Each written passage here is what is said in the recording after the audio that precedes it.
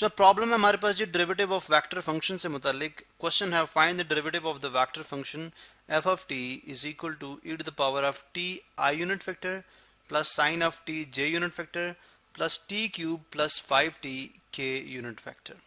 ठीक है, अब जाहिर है कि ये एक वेक्टर फंक्शन है जो कि किसी भी 3 डायमेंशनल सिस्टम के अंदर, जैसे हमारे पास अगर देखें ये मेरे पास एक डायमेंशन है, ये दूसरी डायमेंशन है, ठीक है, बल्कि यूं कर लें ये हमारे पास सेकंड डायमेंशन है, ये थर्ड डायमेंशन है। ठीक है, तो अगर ये एक्स एक्सिस है, ये वाई एक्सिस है, ये जेड एक्सिस है, तो ये जो फंक्शन है किसी भी यानी इस 3 डायमेंशनल सिस्टम के अंदर कोई भी कर्व्ड पाथ, मैं ऐसे एक रफ से ड्रॉ कर रहा हूँ, किसी भी कर्व्ड पाथ को किसी भी पाथ को, यानी एक पार्टिकल मूव कर रहा है या कोई तितली मूव कर रही है, उसको डिफाइन करता है। अब हमने मालूम करना है कि इसका स्लोप फंक्शन क्या होगा। ठीक है, जैसे हमने स्लोप का कॉन्सेप्ट पढ़ा, डेरिवेटिव का कॉन्सेप्ट पढ़ा, डेरिवेटिव का कॉन्सेप्ट बिल्कुल वैसा ही है जैसा कि हम जो बेसिक हमारे पास अलजेब्रिक फंक्शंस हम उनको स्टडी करते हैं। ठीक है, यहाँ पे अगर देखें तो हमारे पास डेरिवेटिव क्या हो जाएगा, d f by d t. ठीक है, d f by d t with respect to t करेंगे तो ये अभी आ जाएगा डी बाय डी टी, और एज इट इज ये पूरे का पूरा function e to the power of T I unit factor plus sine of T J unit factor plus t cube minus plus 5t k unit factor. अब ये भी बात हम जानते हैं, अगर आप देखें तो ये बात हम जानते हैं कि डेरिवेटिव के रूल्स हम पढ़ेंगे, लेकिन ये कॉन्सेप्ट से रिलेटेड एक प्रॉब्लम हमारे पास इस तरह से है कि हमने देखना है इसका डिराइव्ड फंक्शन क्या होगा। ठीक है, अब आप देखें तो हम ये बात जानते हैं कि इसका जो डेरिवेटिव होगा, यानी अगर देखें तो ये वेक्टर फंक्शन जो बनता है वो दरअसल स्केलर फंक्शन से बनता है। ये एक स्केलर फंक्शन, ये एक स्केलर फंक्शन, ये एक स्केलर फंक्शन।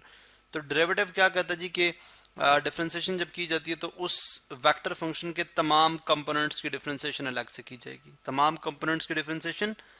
अलग से की जाएगी। मतलब जो है इस फंक्शन की जो डिफरेंशिएशन होगी, डेरिवेटिव होगा, वो अलग से लिया जाएगा, E to the power of T I unit vector. ठीक है, ये यूं कर लें साथ, बिकॉज आई यूनिट वेक्टर तो सिर्फ डायरेक्शन की बात करता है। ठीक है, plus D by D T of sine of T J unit vector और plus D by D T of T cube plus 5t और साथ के यूनिट फैक्टर। अब ये बात हम जानते हैं कि इसका जो डेरिवेटिव होगा, डिराइव्ड फंक्शन होगा इसका, वो E to the power of T का वही है जैसा कि हम पढ़ते हैं, E to the power of T का E to the power of T होता है साथ आई यूनिट फैक्टर। ठीक है, प्लस साइन ऑफ टी का क्या होता है, कॉज ऑफ टी साथ जे यूनिट फैक्टर, और प्लस इसका क्या हो जाएगा हमारे पास टी क्यूब का 3t²। ठीक है, पावर फार्मूला 3t की पावर 3 माइनस 1 तो 3t² और प्लस 5 कोफिशिएंट बाहर और dt बाई dt 1, तो 3t² प्लस 5